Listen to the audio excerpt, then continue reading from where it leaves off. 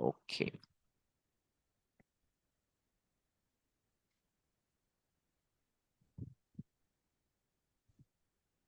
So how I'll go demoing this application, right? I'll talk about the core features of the QuoteX, right? The framework, the features which comes under the framework, and then we'll install one by one the additional accelerators that extends the capability of the QuoteX, right, for the professional services business. So what I'll Okay. do, I'll talk about this first of all, this pre-sales admin, right?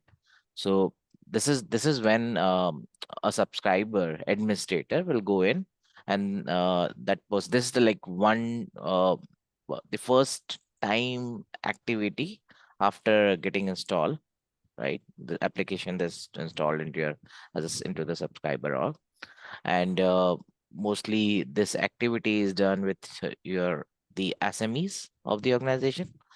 Primarily, the SMEs are gonna be in the first stage is gonna be the sales team and pre-sales team, right?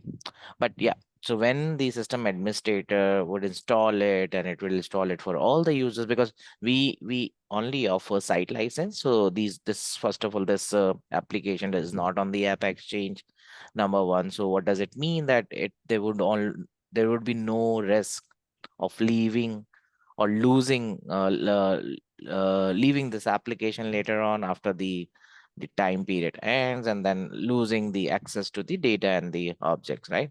So that is number one benefit of this. But we have some of the baked in features in this application that allows you to use some of the core features of the application, right? And if you don't have that subscription, the key, the product key provided by us, then you won't be able to actually see your work on some of the key components, which is really necessary for this application. We'll come on that, but for now, this key is provided by us, and then we'll be giving you this key for a duration of some time. This is like our own demo, or but generally for the first time, this key gets generated for the 3 months. So, and then every 3 months we keep on that. This is like hard coded key that we have generated. So we have generated for the demo for the whole 99 years for this year. We have some of the system settings. Again, this is related to this application when we are generating the scoping sizing, and finally the timelining for the app, right? These settings are something you will get to know about this, but for now, just take this like, okay, what is the fixed fee buffer that in the organization we take? What is the how much cost uplift we do from the overall cost, right? In order to come, what is our SOL margin threshold? At which this is kind of key. You can have comma separated values here for the PSR status, right? The code status to update on the code summary. Uh, then we have some of the capabilities for the defining the hours. So every organization and every region could have different hours, but by default, this is like org wide. We have weekly capacity and some of the timeline settings and everything, right? So this is all being done in the conjunction with the sales team, and then the um, and your system administrator. Let's see if this it provides, right? So it goes to a site and it provides some guide that how you can configure it, right? So you'll get to know about all this thing once. I mean, if you are gonna be doing self configuration, this is a little dated, so we haven't updated it. We are looking for like our anchor customers like you, and then we'll be working together to add on some of the greatest contents together, right? We won't cover highlight items. It's a advantage feature, but we won't cover here. But the key for the rate cards, right? So in order to run the application, we have some of the rate cards, and if you wanted to granularize just further with the regions, practices, skills, right? We need to define what regions our businesses are in, what kind of various practices our professional services are having, what are the key skills, right? We wanted to differentiate some of our scopes or timeline, the resourcing, right? At that point, that, okay, I wanted to have um, X hours of a senior consultant, but having a JavaScript skill set. So it would be a great opportunity to let your workforce management group to know that what kind of skill is required. Usually this thing some people misses. And then finally we have these rate cards defined, right? So uh we'll not talk about it because this is familiar to most of you. But yeah, rate cards are something that is driving this is kind of center and heart of your whole application. External resources are the resources basically when we have kind of a staff fog model, or maybe where the PMO sits with the customer and when we are supplying them some of the key delivery roles, right? So that's where we wanted to have some customer resources are also involved as a Scrum team, but overall responsibility comes to us, right? So it's basically TNM capacity kind of a model. So if you wanted to have that model being built, this is how these other causes can be, I mean, this is the idea behind is that we could actually have like some of the licenses cost, some of the assets cost, right? But it could be used for any additional cost that we wanted to bake into our SOWs. That's where we can define the other cost, right? So for now, just take an example of a license cost for a GitLab or a SonarQube or a VS Code, right? Or Microsoft. That's what. A document template, this is again, as this application is a template based application, we have this document template being defined, especially for the SOW generation. Now, uh, we don't want our customers to spend, right, additional cost and dollar value for basically just generating for an SOW, right? It's just like looking forward some of the key core objects, and you end up taking another license, right? If you have that license already, which is okay, right? You can reuse that within application, which we have that feature already baked in. But if you don't have license, you don't need to actually go and get a Conga license or draw loop license, right?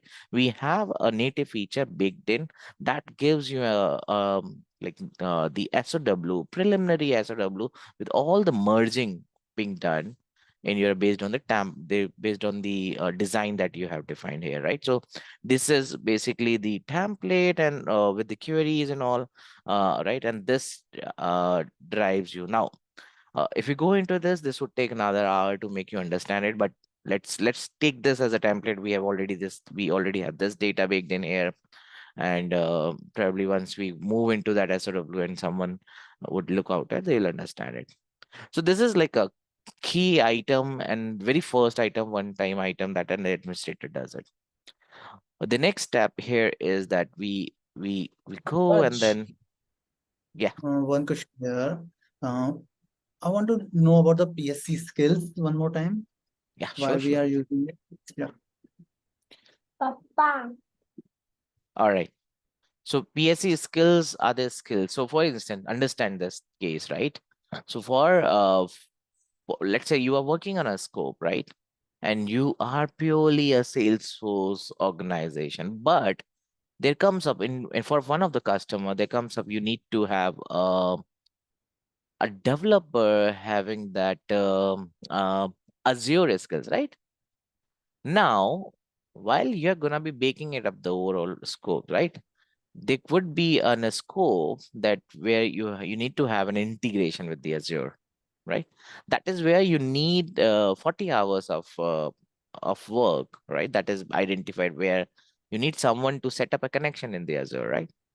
Now that is where you need an Azure administrator, and that Azure administration skill could be a separate skill for you, right?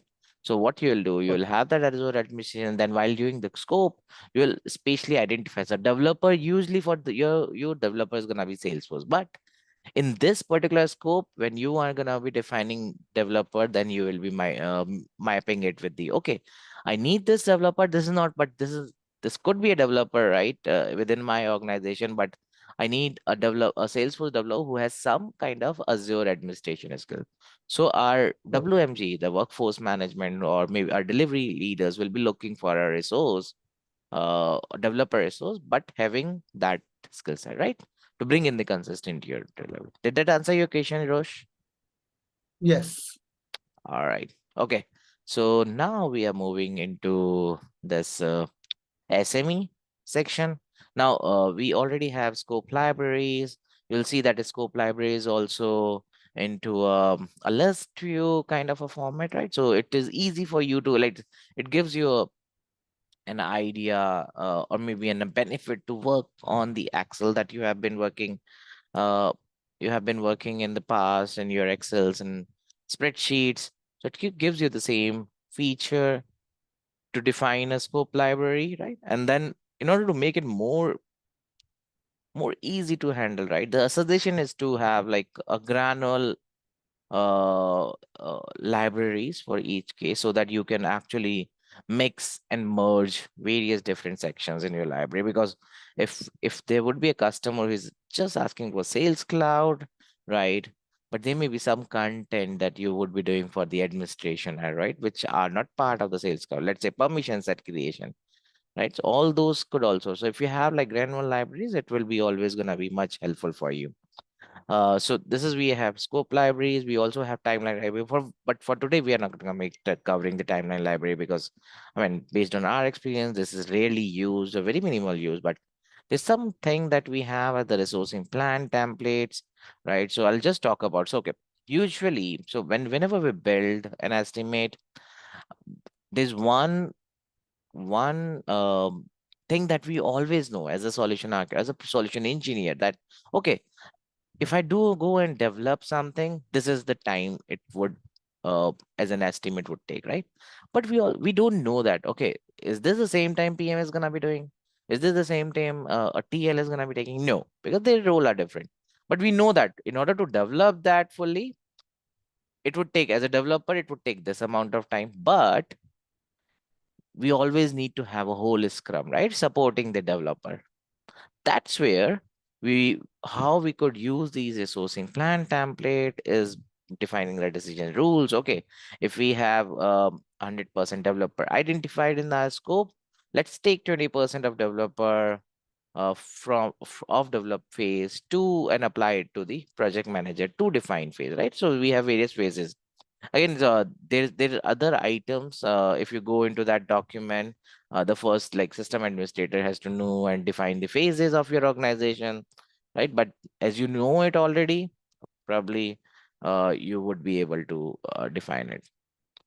There's some other action items. So that okay. There's one interesting thing that we have introduced recently in our um, latest live that we have latest version that we have gone live, right? It's basically the staffing rules. Now, what is the staffing rule is? Usually, right, when in all the organizations, in order to manage the projects and be consistent with all our projects, right? We do have some of the staffing rules. For instance, let's say that for a project, right, of a medium scale or medium size, I I mean, for a medium-sized project, I cannot have less of the project manager. I need an 100% project manager. I need at least like 50% of technical architect. For a complex project, 100% of technical. But for a medium-sized project, at least I need 50%. It is better if it is higher, but at least I need 50% of technical architect. I need a usually for the medium-sized projects, which is around 500K, right? Probably I would need like for QAs, right? Maybe like 400% of QA efforts if they are 800% of developer effort. So this is kind of now in order to define those perfect rules, just think for a second, right? Let's say the overall capacity, right? So in order to do something, X thing, we are gonna be spending 1 hour, right? Now in and for that 1 hour, how much, right? Based on the staffing rule, how much we would need a developer, how would we would need a project manager. Now let's say the 30 minutes, right? As I said, developer is a core role, that is a center of everything that defines, right? So if it is a work of 30 minutes for developer, then I would definitely need let's say 10 minutes for PM, 5 minutes for technical architect, uh, 10 minutes for technical lead, right? And similarly, the other roles. That's how my staffing rules are also defined, right? So there's one use case that I spoke of it. Okay, I need to have at least minimum 1 PM, 100% of PM. That is exactly. Now we could have n number of staffing rules here, and but for now, just to understand it, that okay, for a project, right, where I need to follow the staffing rule. This is my staffing rule. I need 100% project manager. I need 25% of tech arc. I need 100% of business analyst. I need at least 75% of tech lead. And if it is developer 100%, now you see that it's in that case, right? We have 100% of developer, then we have 100% of project. And then QA tester also 100%. I need full-time QA tester, full-time developer, full-time project manager, technical architect needs to be, these are all at least, right? So needs to be 25%. I need a full-time business analyst. Lead could be like at least minimum of 75% of the overall project, and then release manager could also be 70. So this is how we define it. But at the same time, with the staffing rules, it allows us to actually come up with the average cost and average rates, right, for this. Now, for instance, when I would be defining this rule, right, for each staffing rule, I would be assigning a role. I, as an sales rep, right, or salesperson or sales head, I know that what are the various staffing rules I have. I'm gonna be applying it for my solution engineering team, right? Or pre-sales architects or solution architects, right? That's where, but I at the same time, I know that what could be the rates currently going on. And this is something you need to keep on changing after periodic. Whenever the rates are changing in the rate cards, these are not integrated to each other. So this is the manual efforts everyone has to do. But in order to do it, assume that this is a new record. So I would be say, okay, the rate of the project manager, usually I am gonna be having project manager from onshore, right? So project manager, that rate is $129. I want him a project manager always available. So it means like 100% allocated. Expense allocation, we'll take it up later on, but this is like an ideation that we did.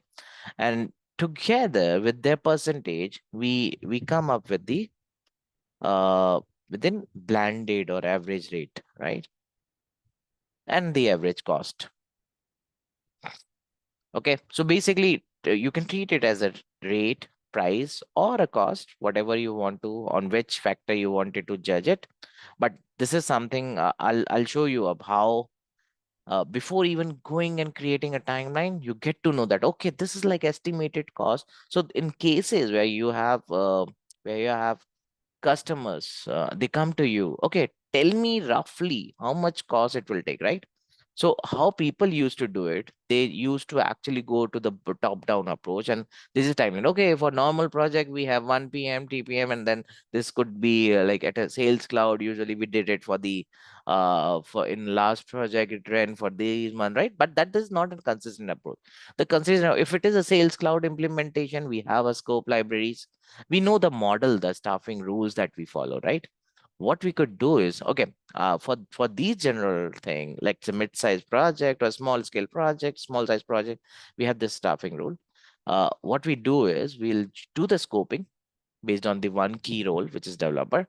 We apply the resourcing plan templates, and then we apply this staffing rule, and this will give you the a- average cost that could occur, right? So when there's a customer, you have all the scope templates ready. Just quickly drag and drop those scopes, apply the staffing rules, and that the amount is there for you, right? Now you can go back to customer. Okay, this is gonna be the average cost for me, right? For average could be the average price, like a rough order of magnitude for you. So you don't even have to go, right? You're not that far that where you are going to be resourcing or planning the resources, or you have the scopes identified. That is where if someone says, okay, roughly I have this 1 million of budget, this would approximately take 800K at a very rough order. Okay, so we have got 200K. Let's go ahead. Let's connect more, get more requirements, and then give us the finalize. So this kind of something that gives you a very, very great impression in front of a customer and improves your chance to win. So once these are all one time activity, usually like no, periodic activity, I would say, not one time. And then the actual process gets started where You have the opportunity, then you create a request for your pre-sales team from that opportunity. So I'll go with this. So let's say that there is an opportunity for Salesforce General and customer portal implementation. So you create a new PSC quote request from here. So let's say that, okay, I need a PSC quote request for general implementation, right? And this is for US dollar, which is corporate. These are all non-mandatory, but I'll say, okay, rough order, start with the rough order of magnitude. These are some, because I'm a system admin, so these show up, but yeah. And then when I go ahead and start creating, now this, I have assigned this to, let's say, um, some of my pre-sales team member, or right, so that that person will get identified, notified that, okay, and I have got new code request to work on. These are all the details, descriptions and all. This is the focus area. I got to know, okay, sales for general and customer portal implementation, so I start creating the code, and you'll get all this information, what's the process here, right? So I'll create for the US dollar.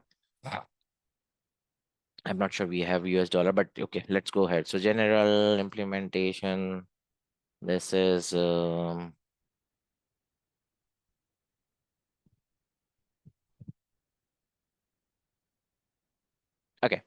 So you can navigate from here, go back to if you wanted to, but now that you have got started, you probably have some assumptions prior to mention here that could fill up in your SOW if you could want to. Else you start navigating. The first step, usually when we go to the bottom up approach, you can definitely go and start creating the timeline, right? From the top down approach, it's usually done in the staff augmentation project where you have requirements, needs from the customer. You just need to get and judge for the total fees that would we are going to be charging to customer, right? Nothing else we need to do. But for the usually the models are changing with the generative AI and all, right? So you need to definitely gonna be scoping, because customers are gonna be more intelligent going forward, right? We can't in fact fake them out, and that's where the first step. Now that we are here, we need to have some general. So these are all my SMEs defined templates in the system. We haven't introduced the search feature here for now, but soon we are going to be introducing the search feature in the next steps. But for now, let's say we need Salesforce General Basic.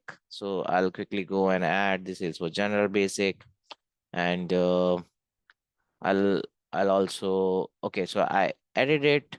Uh, this is looks like, okay, these are the general, these are the high level. Okay, customer needs these administrative tasks to be done. I'll apply the rate plan. So you'll notice that, right? Total hours here, it says the Salesforce General is 149, and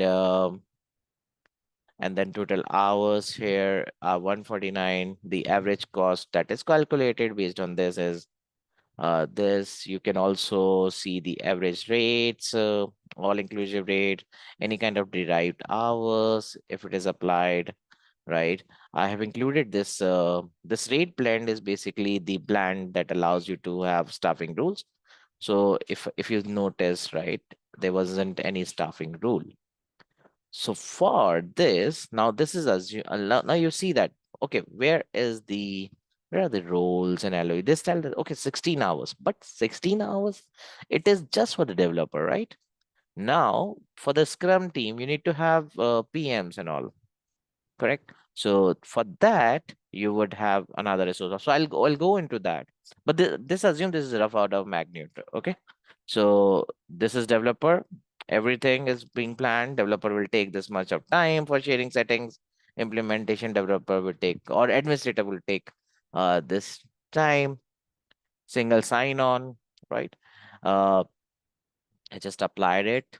Okay. It gives me, okay, this is total 149 hours for developer. Okay. But there is another roles that needs to be baked in here, right? So I'll apply it. Now you'll notice that, okay, total hours has changed.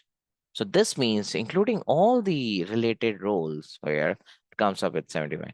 You'll see this calculated average cost. Now, if it is a rough order of magnitude and customer is asking you, oh, can you tell me how much cost it would cost to me? right? Similarly, if you've asked us how much it is going to cost to us, this product.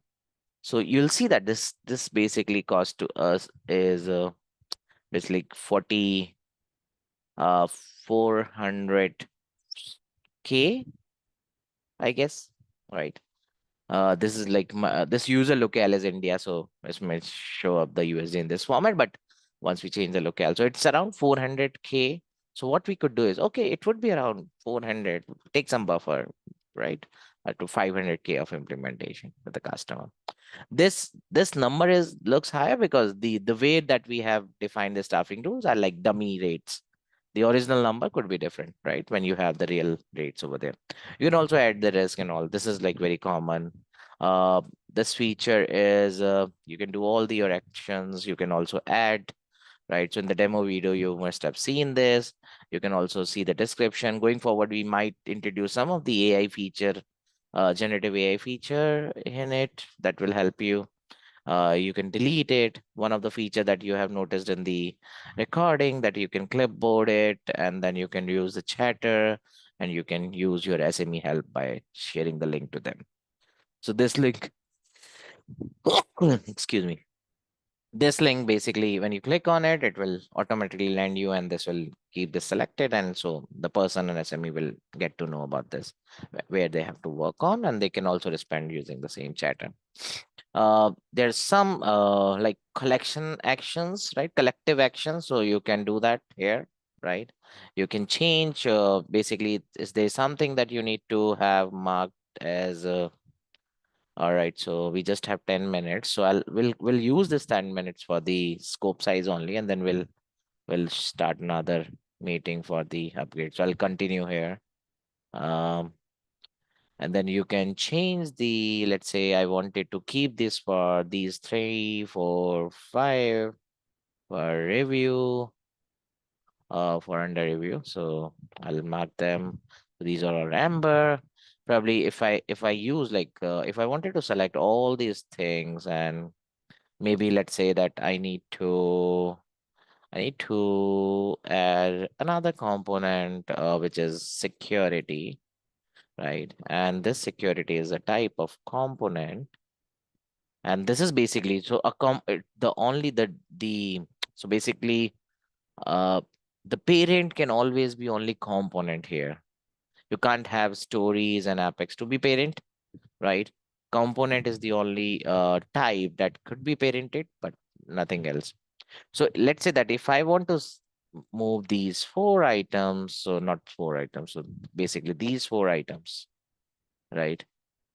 So these 4 items to the security component, right? So just to know that, okay, that belongs. So what I'm gonna be doing is that, okay, these are all being moved in the security, and I'll just quickly make the arrangement of the records here, right? So it also gives us some of a high level idea that, okay, how many hours, developer hours are gonna be, are we on good here, right? I can also change the complexity as usual as it used to be there in the past, and all the um if I would have used like complexity hours percentage, right? So it would basically automatically update. You can see that out of 1632 has been updated, then overall hours has updated.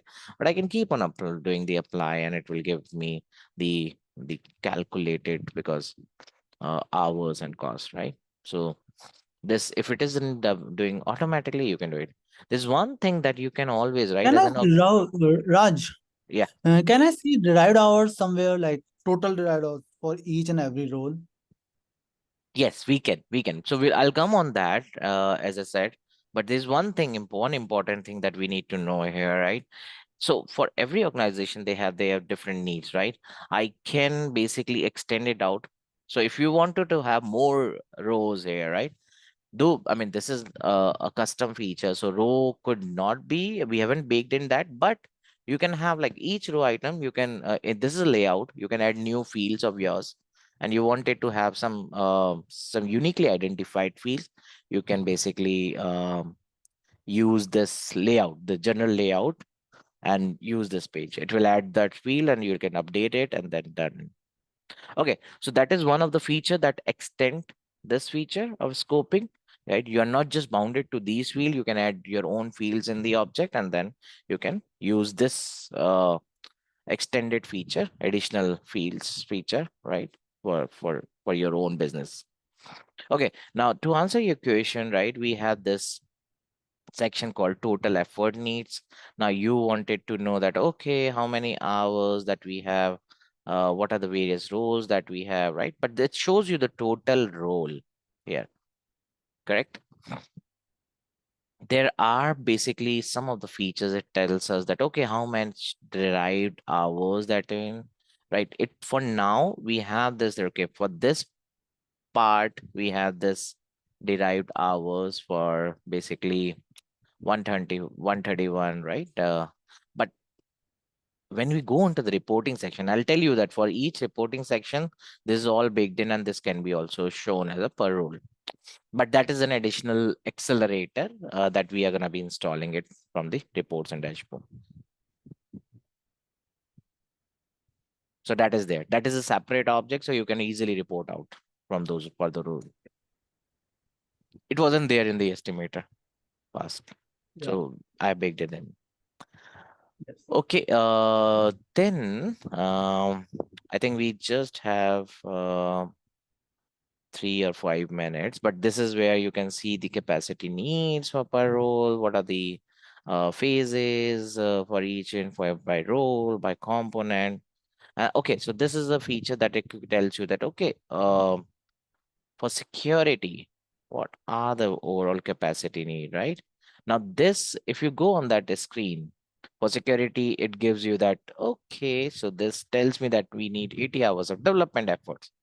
But on this screen, you'll need for the security piece, security component, basically we need 412 hours, including all these roles. So this includes the derived hours as well, right? So what does it say is that the plan template that we have applied, we had 80 hours of development efforts with the complexity included. Then we have project manager, the similar hours of project manager, technical architect, business analyst, right? So this is one of the feature that actually tells you that, okay, for this component. Now, let's say if I wanted to know and check, did I perfectly scope the this component, general Salesforce general, right? Then it will also show you, okay, this looks like developer is 85. Why would I need project manager higher than developer, right? Business analyst is also taking more than developer. Is this correct? Is this basically, so I would go back and see, okay, what is there something that is it the overall, is there anything else for the other role being added? Right, so I can quickly go and check what are the other roles, which part is actually having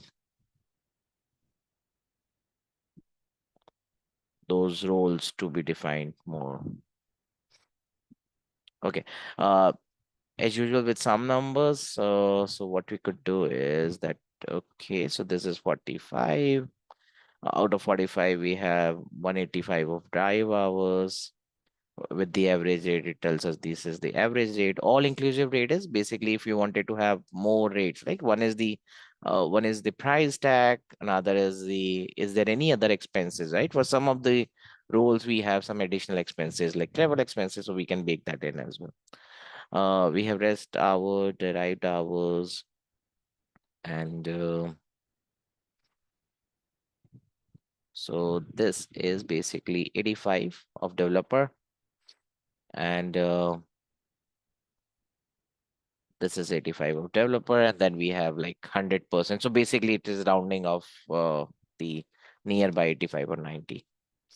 So this is now a guidance, right? So as we know, if there's a rough order of magnitude, we can quickly go and talk to the customer. Okay, it will take you 45. We are not, I mean, we're not signing SOW. We are not giving SOW to them. It's just roughly, there's always a question that how much cost it will take to me.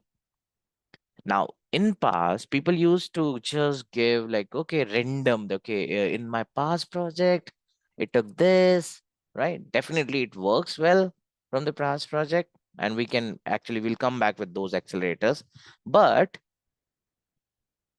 we can also go and consistently check, right? We know that with this customer, we might not need SSO. right? Now we can't commit the same thing with the past project, right? What we could do is, okay, this is SOW, this is not needed here, right? So for this customer, it is gonna be 38, not 44. So we have more chance to win the deals, right? When we are doing it consistently. Okay, so let me just quickly stop the recording.